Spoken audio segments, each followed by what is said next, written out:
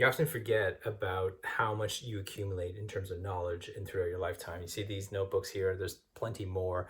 I'm just putting them out here to show you that, what happens. We all have these in our shelves, right? These are every time these journals are filled with pages of notes and ideas that I actually had over my lifetime, over the last 20 years, going to seminars and just jotting those ideas and thinking. Well, there's two things I want to share with you very, very quickly. Number one is that if you want to be successful, one of the most important things is actually spending some time being creative, being able to jot down ideas and be able to think, because really it's never the first idea nor the 10th idea. It's probably most likely your 100th idea that actually matters. And in order for you to actually be successful and get that 100th idea to work, you actually have to go through the iteration of the first 99. The second thing I think is really important is that, well, I want to show you, right, that most of us have our stuff sitting on bookshelves.